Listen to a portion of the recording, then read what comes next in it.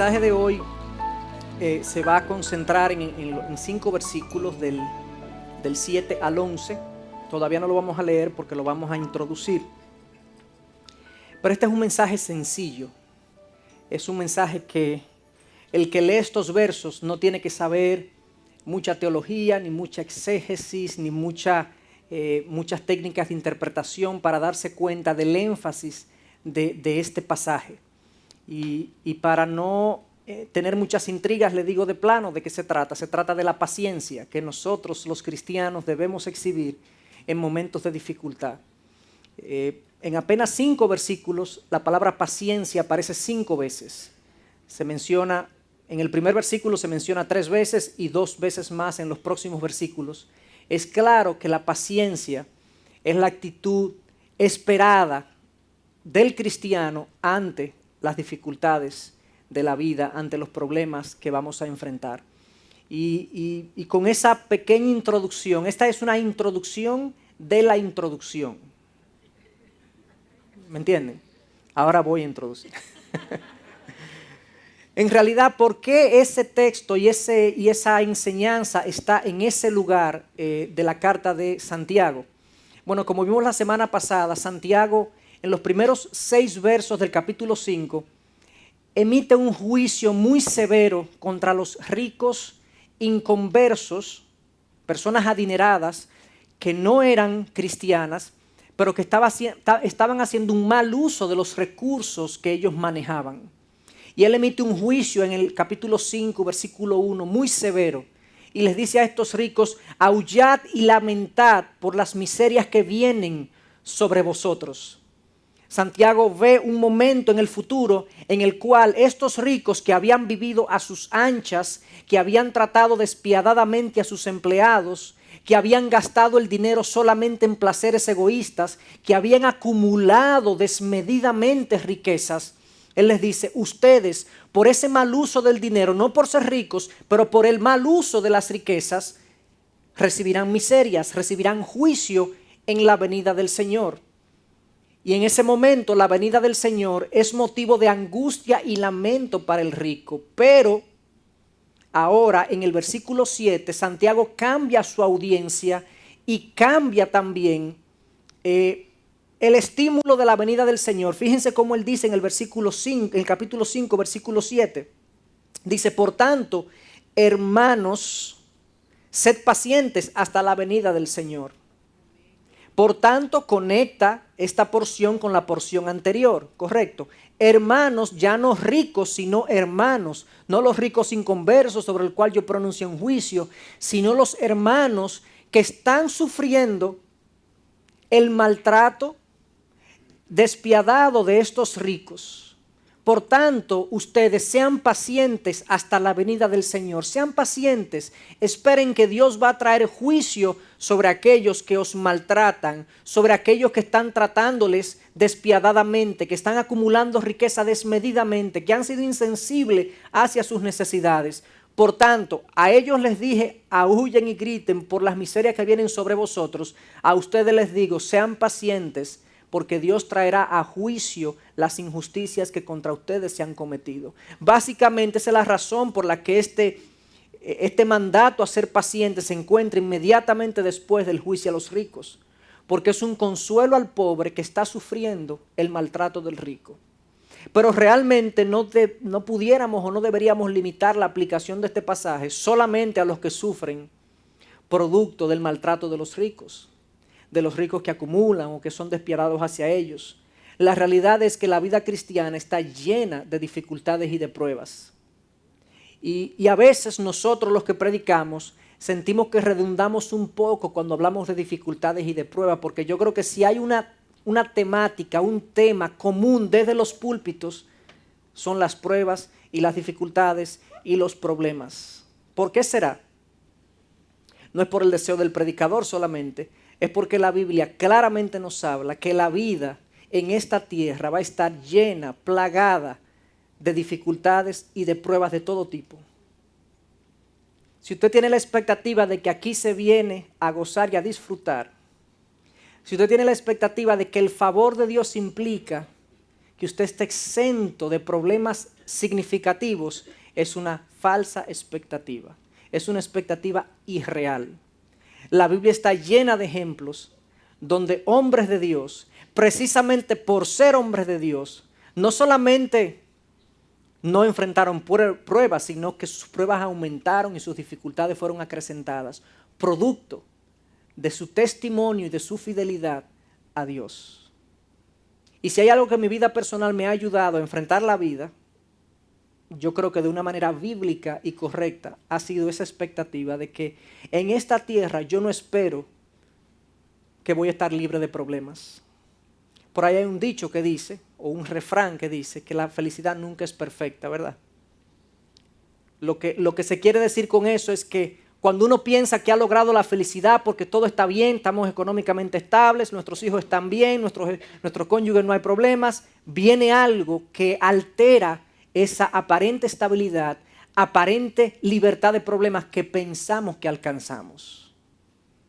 Y algunos enfrentan problemas de un tipo y otros enfrentan problemas de otro tipo. La realidad es que el ser humano, cual sea su condición, enfrenta dificultades, enfrenta desafíos en su fe, en su caminar, constantemente.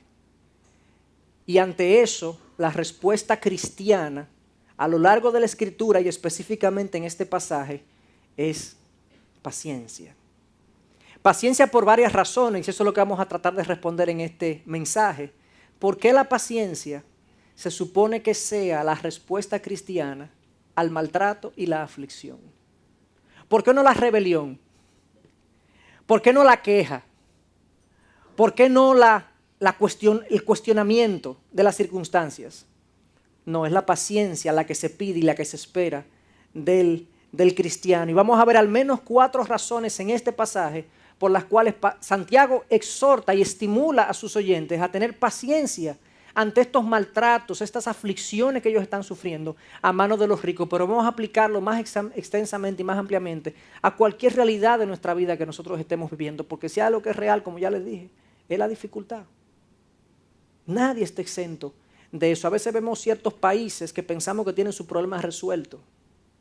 Tienen ciertos problemas resueltos.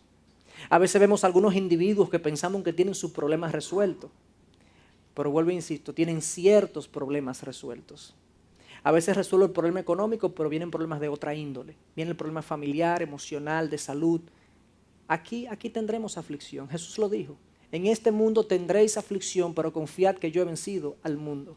Uno de los nombres de Cristo en Isaías 53:3 es varón de dolores, experimentado en aflicción.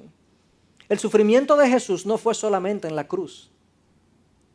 Ese fue su sacrificio redentor, su sacrificio máximo, pero Jesús sufrió cada día que estuvo en esta tierra, viendo la intención de los corazones, viendo el maltrato de los hombres los unos con los otros, recibiendo el rechazo del pueblo al que Él vino a salvar, recibiendo la traición de discípulos de Él, viendo el pecado que en sus propios discípulos se presentaba. Es varón de dolores y experimentado en aflicción. Y nosotros muchas veces no captamos la idea de que si hemos de ser conformados a la imagen de Cristo, necesariamente tendremos que pasar por dolor y aflicción. ¿O cómo pensamos nosotros que estaremos conformados a la imagen de Cristo, obviando el dolor y la aflicción, si Él fue varón de dolores, experimentado en aflicción? Hay virtudes que no surgen en la bonanza, hay virtudes que surgen en la aflicción y le pertenecían a Cristo esas virtudes. Y para que sean nuestras tienen que surgir de ahí, del dolor y de la aflicción que Él mismo enfrentó. Entonces la primera razón por la que Santiago dice que la paciencia es la respuesta cristiana a la aflicción y los problemas es la venida cierta e inminente de nuestro Señor. Miren lo que dice los versículos 7 y 8. Por tanto, hermanos, recuerden que ya conectamos, por tanto, en vista de la aflicción que ustedes están pasando, sed pacientes hasta la venida del Señor. Mirad cómo el labrador espera el fruto precioso de la tierra, siendo paciente en ello hasta que recibe la lluvia temprana y la tardía. Sed también vosotros pacientes, fortaleced vuestros corazones, porque la venida del Señor está cerca. Sed pacientes porque la venida del Señor. Al final, sed pacientes porque la venida del Señor está cerca. Nosotros no hablamos mucho de la venida del Señor. Yo creo que mientras más problemas tenemos, más hablamos de la venida del Señor. Es un tema que aparece, que está presente, mientras más dificultades enfrentamos. Anhelamos su venida en la medida que no nos guste nuestra estadía aquí. Y por eso es un tema tan frecuente en las cartas del Nuevo Testamento, la venida del Señor, la venida del Señor. Porque si hubo algo que la iglesia primitiva enfrentó, fueron dificultades, fueron persecuciones, fueron aflicciones, fueron estrecheces económicas. Y en la medida que este mundo causa frustración, que es lo que va a causar en nuestros corazones, en esa misma medida, aquellos que hemos puesto nuestra fe en Jesús, queremos esperar, anhelar su venida. Había incluso una palabra entre los cristianos del primer siglo que hablaba de esto, que ellos se saludaban y se decían los unos a los otros, Maranata. Algunos saben lo que es Maranata, ven Señor. El saludo de ellos no era un hola, era ven Señor. Estaban ansiosos porque el Señor viniera.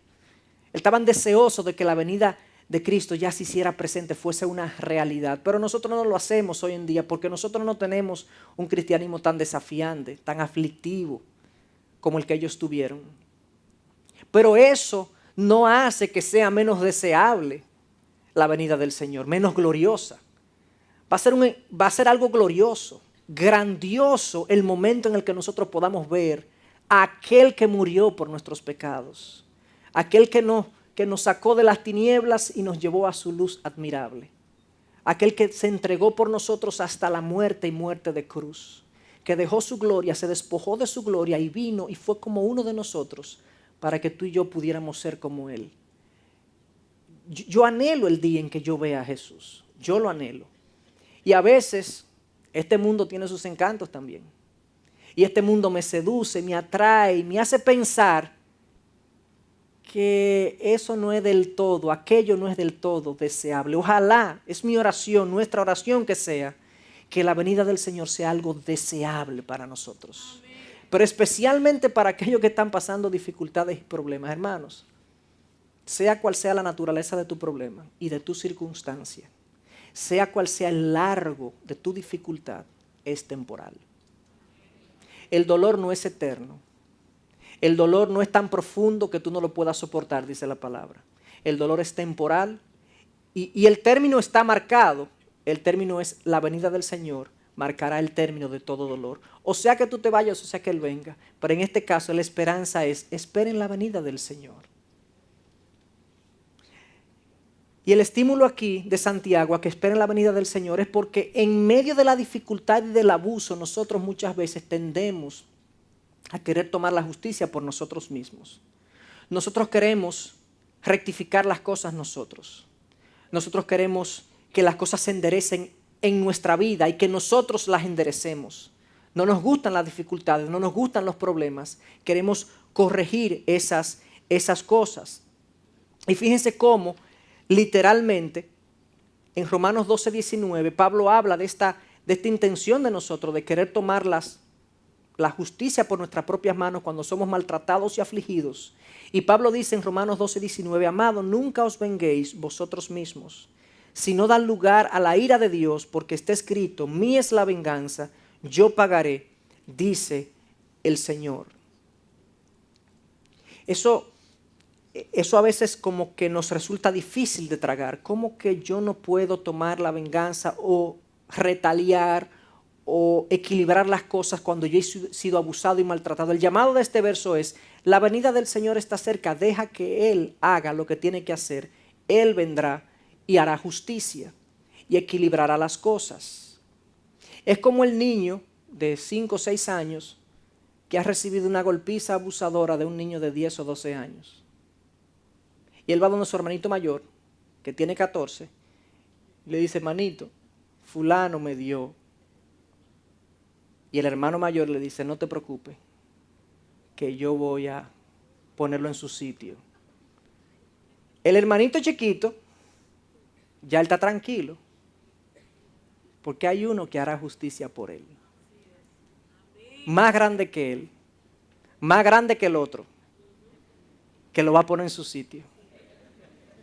Y cuando él ve al otro, le dice, tú verás, tú verás. Él está tranquilo, paciente. ¿Por qué? Porque él sabe que se hará justicia por él. Y ese es el mismo estímulo que Santiago nos da a nosotros. Pacientes, que Dios hará justicia por vosotros. La venida del Señor es cierta, no solamente es cierta. Dice él en el versículo 8 al final, está cerca. Y bueno, muchos han tenido dificultad para interpretar ese tema de que está cerca. ¿Cómo que está cerca? Tiene 2000 años cerca, porque hace 2000 años que se escribió esto y todavía dice que está cerca. ¿Se equivocó Santiago o qué pasó? En realidad Santiago no sabía cuándo era la venida del Señor, nadie lo sabe. El énfasis de esa expresión de que está cerca es más que cerca, es inminente, puede venir en cualquier momento. Lo próximo que va a pasar, desde que Jesús se fue de esta tierra, lo próximo que va a pasar es su segunda venida. En ese sentido está cerca, porque eso es lo próximo en el calendario del Señor, en el calendario profético de Dios, eso es lo próximo. Entonces la venida de Dios no solamente es cierta, es que es algo que puede ocurrir en cualquier momento. En ese sentido, sean pacientes, que en cualquier momento somos levantados, que en cualquier momento el Señor viene a hacer justicia. Es una esperanza que nos mantiene a flote en medio de los maltratos y las aflicciones. Es una esperanza cierta que tenemos en la venida del Señor. Y esa es la primera razón por la que Santiago dice que la paciencia debe ser la respuesta del cristiano ante el maltrato y la aflicción. Y quiero hacer una salvedad de que la palabra paciencia en la Biblia tiene dos raíces, tiene dos orígenes en el griego, que cuando yo se los diga, a ustedes no le va a hacer ni fu ni fa, como decimos en buen dominicano, ¿verdad? Una es macrozumia o macrozumeo, que es una resistencia a soportar personas difíciles, personas abusadoras. Se refiere a la paciencia con la gente. Esa es la palabra que aparece en este primer verso. Porque Santiago está hablando específicamente de que seamos pacientes con los ricos abusadores, con los abusos que recibimos de otros. Esa es la palabra que aparece ahí. Pero más adelante aparece en este mismo pasaje otra palabra que es upomone, que es paciencia frente a las circunstancias de la vida. A veces yo no soy abusado por alguien, a veces yo me enfermo. ¿Culpa de quién es eso? Esas son circunstancias que Dios permite. Nadie me agredió, nadie abusó de mí, pero ante esa circunstancia también se me pide paciencia, descansando en la soberanía de Dios. Pero quería hacer esa salvedad porque más adelante vamos a ver una palabra que es ligeramente diferente, pero la paciencia, una vez más, es la respuesta cristiana al maltrato de gente o a la circunstancia difícil que nosotros estamos enfrentando. Entonces, primera razón, ser paciente porque la venida del Señor es cierta, es inminente, ocurre en cualquier momento. La segunda razón está en el verso 9. Y es que la queja, fruto de la impaciencia, si no somos pacientes, viene la impaciencia. Y eso produce queja, lo cual puede traer juicio sobre nosotros. Miren cómo lo dice el versículo 9. Hermanos, no os quejéis unos a otros, para que no seáis juzgados. Mirad, el juez está a las puertas. Una vez más, esta es otra forma de decir que Jesús está cerca. El juez está a las puertas, aquel que viene a juzgar. Pero aquí se nos estimula, se nos exhorta, oye, no te quejes contra los demás. Y es muy fácil, ante el maltrato, ¿qué? Quejarnos contra los demás. Herir verbalmente a los demás al menos. Hablar de ellos, chismear de ellos. Eso es lo mínimo que ocurre muchas veces en un corazón que ha sido maltratado y ofendido por otros, abusado por otros. Yo comienzo a quejarme contra el otro. Y no solamente en circunstancias difíciles me quejo contra el que abusa contra mí, es que cuando yo estoy enfrentando circunstancias difíciles, yo me comienzo a quejar de todo el mundo, en realidad. Yo me vuelvo irritable. Cuando las cosas no van bien, cuando las dificultades vienen y yo las enfrento, yo comienzo y desarrollo un espíritu como de amargura, de insatisfacción, y todo me molesta, todo me irrita. Quítate de ahí. ¿Qué es lo que tú haces? ¿Para qué tú me llamas? ¿Qué es lo que tú quieres? Yo no entiendo. Me vuelvo intolerante. Producto de que yo no acepto pacientemente la circunstancia en la que estoy viviendo. La queja es lo primero que aflora ante un corazón insatisfecho. La queja es el símbolo, es la manifestación del descontento del corazón. Y me quejo. Y el llamado aquí es: sean pacientes. ¿Por qué? Primero ya dijimos, porque la venida del Señor está ahí y Él pondrá en equilibrio todas las cosas, Él pagará. Pero ahora es que cuando ustedes toman esa actitud de amargura, de queja, de insatisfacción y comienzan a quejarse de la gente en este caso o de las circunstancias, el juez está a las puertas y ustedes van a ser juzgados por esas quejas que ustedes emiten, que ustedes comunican. A veces algunos cristianos se confunden con esto de que nosotros los cristianos seremos juzgados. Y sí seremos juzgados en el tribunal de Cristo. Compareceremos ante Cristo en un momento dado, no para salvación, pero sí para galardones. En ese tribunal no se va a discutir mi estatus, condenado o salvo. Mi estatus ya está resuelto, es salvo por la gracia del Señor a través de Jesús. Pero sí se va a discutir qué galardón voy a recibir. Eso lo dice claramente Pablo en varias de sus cartas. En 2 Corintios 5:10 dice: porque todos debemos comparecer ante el tribunal de Cristo, para que cada uno sea recompensado por sus hechos, estando en el cuerpo, de acuerdo con lo que hizo, sea bueno o sea malo.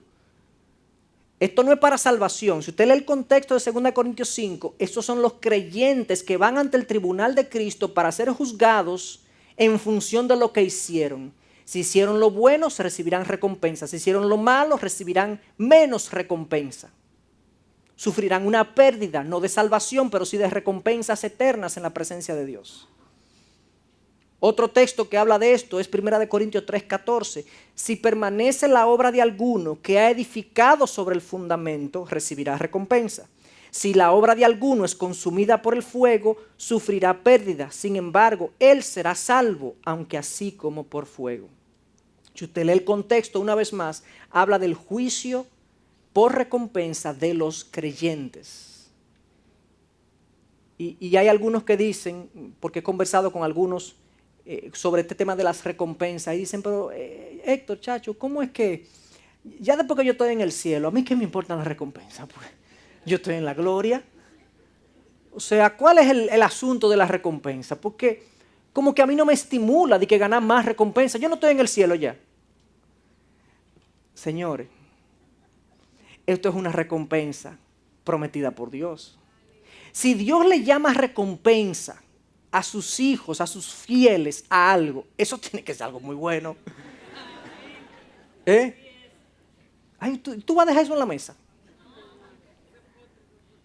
Y a veces hay gente que como privándome espiritual dice: no, yo es que yo no estoy por recompensas aquí. No, espérate, porque Dios la promete. Dios la promete. Eso es algo que debemos perseguir y buscar. Y si hay una corona de justicia, yo quiero la corona de justicia. Una corona de santidad, yo quiero la corona de santidad. Yo no sé qué forma va a tener, qué implicaciones espirituales eso va a tener. Eso no nos es revelado. Lo que sí es claro es que nosotros vamos a comparecer frente a un tribunal, y en función de nuestra fidelidad, Dios recompensará o sustraerá recompensas de nuestros galardones. Tenía un profesor que decía: recompensas de Dios las quiero todas. Es algo deseable, debe ser algo deseable para nosotros. Debe ser algo triste el yo hacer algo que implique pérdida de las recompensas que Dios promete para mí. A veces ponemos de castigos a nuestros niños, ¿verdad? No le damos una pela, sino que lo abstenemos de algo que a él le gusta, ¿verdad?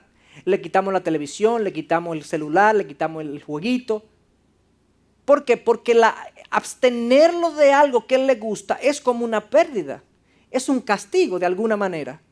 En ese sentido, el que Dios retenga cosas que nosotros podemos acceder a ellas es también una pérdida. Eso es lo que dice 1 Corintios 13:14. Sufrirá pérdida. Será salvo, pero sufrirá pérdida.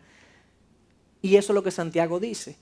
No se quejen los unos a los otros. El juez está a las puertas. Ustedes pueden caer en juicio por esto y pueden perder recompensas hermosas producto de su queja y de su insatisfacción. Una vez más, este otro estímulo para la paciencia. en las pruebas, en las dificultades, en el maltrato. Paciencia frente a la gente, frente a las circunstancias. Es algo que está claro en ese sentido. La tercera razón por la que la paciencia es la respuesta cristiana a la aflicción y al maltrato es que el ejemplo de los profetas demuestra que Dios recompensa grandemente la paciencia, muchas veces en esta vida y seguramente en la próxima vida. Miren lo que dice el versículo 10 y la primera parte del 11. Hermanos, tomad como ejemplo de paciencia y aflicción a los profetas que hablaron en el nombre del Señor. Mirad que tenemos por bienaventurados a los que sufrieron. Mírenlos, ahora Él nos trae un ejemplo. La venida del Señor es un estímulo. El no perder recompensa es otro estímulo. Pero ahora miren los ejemplos de los profetas. Y ahí sí la vara se puso alta. Ahí el estándar sí subió. Nosotros no sabemos con exactitud a qué profeta Él se está refiriendo, porque Él no menciona ninguno. Pero Él está mencionando los profetas de Dios del Viejo Testamento. Hombres que sufrieron, algunos de ellos, lo indecible por la causa del Señor. El caso de Jeremías es el caso como que más rápido viene a la mente en cuanto a sufrimiento se refiere. Y Jeremías tuvo una vida tan afligida que literalmente se le dice el profeta llorón. Él aparece en el libro de Jeremías más llorando que compuesto. Llorando, afligido por el pecado de su pueblo, por el dolor que él tuvo que enfrentar producto de levantar la verdad de Dios. Él profetizaba, él predicaba, era encarcelado, era torturado. Lo último que le pasó, lo tomaron, lo metieron literalmente en una fosa de lodo, días y días y días, con todo lo que el lodo trae e implica. Un hombre probado en la aflicción, si ese es el ejemplo, imagínense. Gracias a Dios que vivimos en una época donde el cristianismo no es probado de esa forma, ni es desafiado de esa forma, pero ese es el ejemplo que nos sirve a nosotros, para nosotros sentirnos estimulados a la paciencia. Si ellos soportaron y Dios les fue fiel, yo puedo soportar porque Dios es el mismo y Él será fiel en mi vida. La Biblia, de hecho, puede ser considerada las memorias del pueblo sufriente de Dios. Es lamentable que hayan corrientes de doctrina hoy en día que piensen que la vida cristiana es la vida sin problemas. Cuando vamos a la Biblia es todo lo contrario. Miren, hay dos capas de sufrimiento que nosotros debemos anticipar en nuestra vida. La primera capa de sufrimiento se debe a que vivimos en un mundo caído y pecaminoso. Esa es la primera capa. A ese sufrimiento está expuesto todo el mundo. Nadie está libre de sufrir el pecado a su alrededor. Hijos rebeldes, esposos o esposas infieles, hombres deshonestos, gobiernos corruptos, todo eso nos afecta a nosotros, ¿o no? Nos afecta.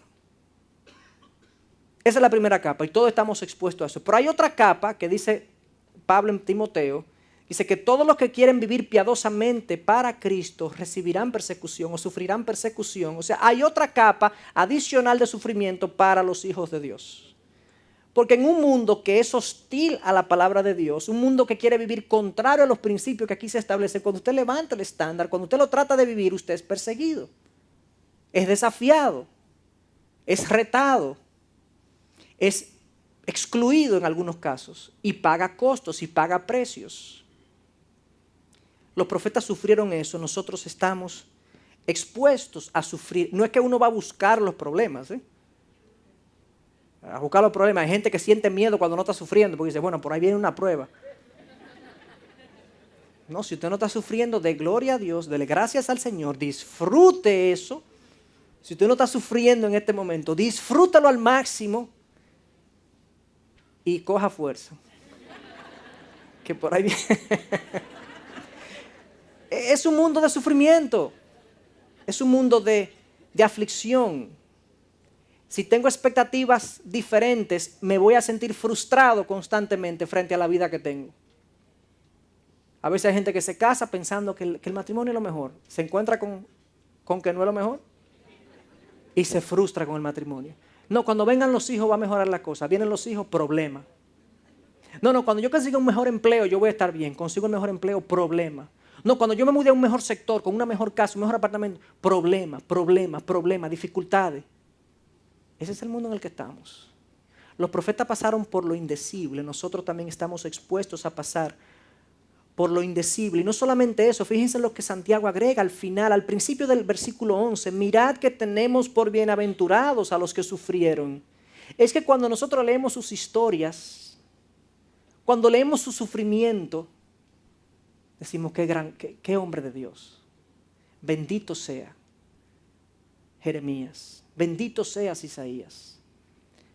Dios los considera bienaventurados. Jesús, en Mateo 5, oigan lo que dice Jesús: bienaventurados seréis cuando os insulten y persigan y digan toda clase de género contra vosotros falsamente, toda clase de mal, contra vosotros falsamente por causa de mí. Regocijaos y alegraos, porque vuestra recompensa en los cielos es grande, porque así persiguieron a los profetas que fueron antes que vosotros. Anunciado,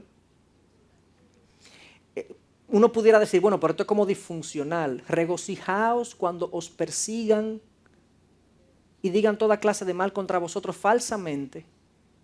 Regocíjense. Es disfuncional humanamente hablando, pero él agrega, porque vuestra recompensa en los cielos es que tenemos nuestros ojos puestos en algo diferente a lo que el mundo tiene sus ojos puestos. En la recompensa que nadie nos puede quitar y que Dios puede dar.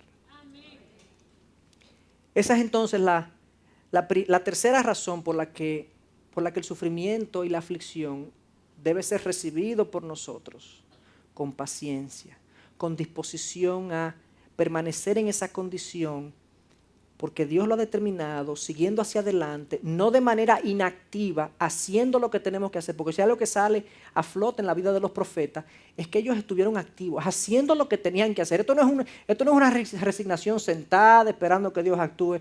No, uno hace todo lo que uno puede para salir de esa condición, para no enfrentar problemas, pero si los problemas vienen, bueno, pues que vengan, bienvenidos son. La cuarta razón, entonces, ya vimos, la primera razón es la certeza y la inminencia de la venida del Señor debe producir en mí paciencia, debe ser estimular en mí la paciencia. La queja, fruto de la impaciencia, me trae juicio, por lo tanto debo ser paciente para evitar el juicio. El ejemplo de los profetas es recompensado por Dios. Y la última razón es porque el ejemplo de Job nos dice que Dios tiene propósito en nuestros momentos de aflicción. Miren el versículo 11, la segunda parte, dice: habéis oído de la paciencia de Job y habéis visto el resultado del proceder del Señor, que el Señor es muy compasivo y misericordioso. Habéis oído de la paciencia de Job. Aquí la palabra cambia.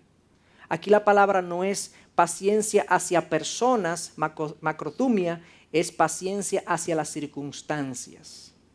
Y es interesante porque la palabra de Dios es tan precisa que se toma el detalle de cambiar la expresión para expresar otra cosa. Porque Job se desesperó con la gente, con sus amigos se desesperó. Él no es un ejemplo de paciencia en ese sentido, pero es un ejemplo de paciencia en las circunstancias. Porque Job, a pesar de que expresó queja en algunas ocasiones, que en algunas ocasiones le pidió explicación a Dios, Job nunca claudicó en su fe. Job se mantuvo firme en su fe. En un momento dado escribe: aunque él me matare, en él esperaré, hablando de Dios. Así de inconmovible era su fe. Pero sí hubo momentos emocionales en la vida de Job que desafiaron su fe, que lo hicieron sentir solo. La vida de Job es la tormenta perfecta para cualquier ser humano en cuanto a pruebas. La tormenta perfecta. En lo económico lo perdió todo. En lo físico perdió su salud. En lo matrimonial le dejaron la esposa, que fue un problema para él. Le quitaron lo bueno y le dejaron lo malo. Y no estoy mofándome del matrimonio. La realidad es que la mujer de Job fue un obstáculo para Job entender el propósito de Dios en su vida. En un momento dado la esposa le dice: oye, pero maldice a Dios y muérete. La tormenta perfecta, todo lo que un hombre puede enfrentar en la vida, Job lo enfrentó. Con la diferencia que Job nunca entendió la verdadera razón por la que él estaba enfrentando estas circunstancias difíciles. Y a veces nosotros queremos tantas explicaciones. Nosotros queremos que se nos explique tanto por qué Dios hace las cosas, cómo es que Dios va a hacer las cosas, por qué Dios está actuando así, por qué Él me está tratando así. Yo no entiendo, yo no sé, explíqueme, pastor, yo no sé. Es que yo no entiendo lo que el Señor... Bueno, quizás yo tampoco lo entiendo, no hay que entenderlo. Job no lo entendió y pasó por pruebas mucho mayores que las mías y las tuyas. A veces no lo entendemos, a veces hay cosas que nos trascienden. Ahora bien, Santiago dice, oigan lo que dice Santiago, habéis oído de la paciencia de Job. Y ahora agrega, y habéis visto el resultado del proceder del Señor. El resultado, ¿cuál fue el propósito? Esa es la palabra. ¿Cuál fue el fin del proceder del Señor? Job 42, 5 y 6 dice, Job hablando dice, he sabido de ti solo de oídas, pero ahora mis ojos te ven. Job experimentó una cercanía, una intimidad, un conocimiento de Dios que él no había experimentado antes en su prosperidad y en su bonanza. Ahora él ve a Dios simbolizando su cercanía con Dios, que él lo puede palpar, que él lo puede conocer mejor. Habéis visto la paciencia de Job, habéis oído de la paciencia de Job y habéis visto el resultado del proceder del Señor, que el Señor tiene propósito en la prueba. Esto no fue arbitrario para la vida de Job. Esto no fue caprichoso de parte de Dios. A Dios no se le ocurrió, déjame probar a Job para ver qué tal. Dios tenía una obra específica que hacer en el corazón de Job. Y lo vemos en el versículo 42:5. Pero no solamente eso, Dios no se queda ahí. Dios va más allá. Y Santiago habla de eso y dice, el proceder del Señor, que el Señor es muy compasivo y misericordioso. Trató a Job con compasión, con cuidado. Vemos a Dios diciéndole a Satanás, te permito que lo pruebes, pero no le quites la vida. Vemos a Dios cuidando a Job de manera misericordiosa y compasiva. Vemos a Dios al final del libro, en Job 42:10, devolviéndole a Job todo lo que Job había perdido. Mira lo que dice el versículo 42:10, y el Señor restauró el bienestar de Job cuando éste oró por sus amigos, y el Señor aumentó al doble todo lo que Job había poseído. Dios no tenía que hacer eso. Dios no le debía a Job nada. Pero Dios lo hizo, producto de su misericordia y de su gracia hacia la vida de Job. Así Dios nos trata. Pero ojo, no nos llevemos el mensaje equivocado de que cada vez que tú pases por una prueba, el estado postrero será mejor que el primero. Dios va a añadir el doble a todo lo que tú perdiste. Ese no es el mensaje y sería incorrecto leer ese mensaje. Lo que el mensaje nos dice es primero que Dios tiene propósito en la prueba y que Dios sí repondrá la pérdida, pero no necesariamente aquí. En el caso de Job lo hizo aquí. Él quería dejar una muestra concreta de que Él repone lo que Él deja que las pruebas se lleven. Pero muchos profetas del Viejo Testamento no recibieron aquí lo que perdieron. En este caso, sí lo hizo por la misericordia y la gracia de Dios. Así procede Dios. Lo cierto es que Dios restituye y Dios devuelve y Dios añade a nuestras pérdidas. Y a veces lo haremos aquí, lo recibiremos aquí, a veces lo recibiremos en su presencia. Pero Él no se queda con nada de nadie. Y ese es el mensaje principal de este caso de Job. Una vez más, yo hago énfasis en este hecho de que Job nunca supo la real razón de su aflicción. Por eso cuando yo me encuentro en una aflicción, en una situación difícil, yo quiero ver lo que Dios está haciendo. Yo quiero detectar qué es lo que Dios está produciendo en mí. Pero el por qué, eso yo se lo dejo a Dios. A veces sé por qué lo hace, a veces no sé por qué lo hace. Pero siempre trato de concentrarme en qué virtud el Señor está haciendo que sea fortalecida en mí. ¿Qué parte de mi carácter está siendo refinado? ¿Qué parte del carácter de Cristo está siendo plasmado en mi corazón, fruto de esta prueba? Y eso me da esperanza, porque yo veo a Dios actuar. Me duele, pero lo veo actuar. Y estoy tranquilo, porque lo veo presente. Entonces, 4 razones para nosotros recibir con paciencia, con capacidad de aguante, digamos, las dificultades de la vida o el maltrato de los demás. La primera razón es la venida del Señor. Él dará juicio y juzgará a aquellos que han hecho mal o que nos han hecho mal a nosotros. Número 2, porque la queja, que es fruto de la impaciencia, traerá juicio también y traerá pérdida de recompensa sobre nosotros. Por lo tanto, la paciencia es la respuesta adecuada. En tercer lugar, por el ejemplo de los profetas que nos antecedieron, que muestra que Dios recompensa a sus hijos que soportan la prueba y soportan la dificultad. Y número 4, porque el ejemplo de Dios nos dice que en medio de la prueba Dios siempre tiene propósitos que a veces vemos y conocemos y a veces no conocemos. Pero Dios siempre tiene propósito. Y quiero añadir, porque muchas veces cuando uno habla de estos temas de pruebas y dificultades, bueno, pues todo el mundo sale estimulado a vivir una vida con más paciencia, con más entusiasmo, con más esperanza, a pesar de las dificultades. Pero tengo que añadir que no seamos tan ligeros en pensar que toda dificultad viene de afuera. Pueden ser que haya dificultades en nuestra vida que son producto de pecados y decisiones propias que nos han metido en dificultades.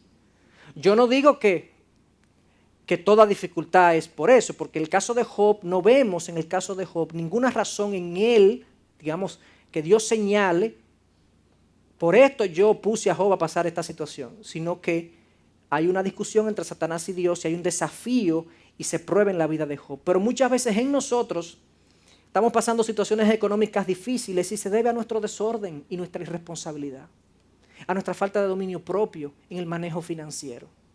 A veces estamos pasando dificultades matrimoniales y se debe a la resistencia del hombre a hacer su rol de siervo, líder, siervo amante de su esposa, o problemas de la esposa porque se resiste a llenar su rol de ayuda idónea, sumisa a su marido. A veces estamos enfrentando rebeldía con los hijos. Hazte una prueba, paciencia. No, revisa tu relación con tus hijos. Quizás que tú estás llevando a tus hijos a la ira, como dice Efesios 6, y eso es un pecado. No llevéis vuestros hijos a la ira, nos dice a nosotros los padres. Y así sucesivamente. ¿Cuántas cosas nos estamos enfrentando? Dificultades en las que estamos inmersos, producto de decisiones que nosotros hemos tomado. Entonces corrijamos eso y lo que quede, paciencia con eso. ¿Me explico? Uno corrige eso y lo que quede, paciencia con eso. Son circunstancias que no podemos cambiar, que no obedecen a una decisión que yo he tomado, que no está en mis manos resolver.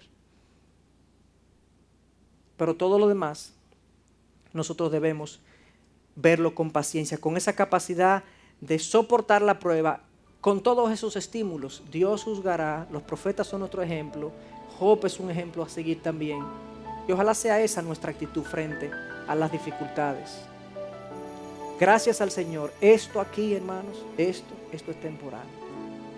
Esto se va a acabar más temprano que tarde, ya sea porque el Señor venga o sea porque yo me vaya.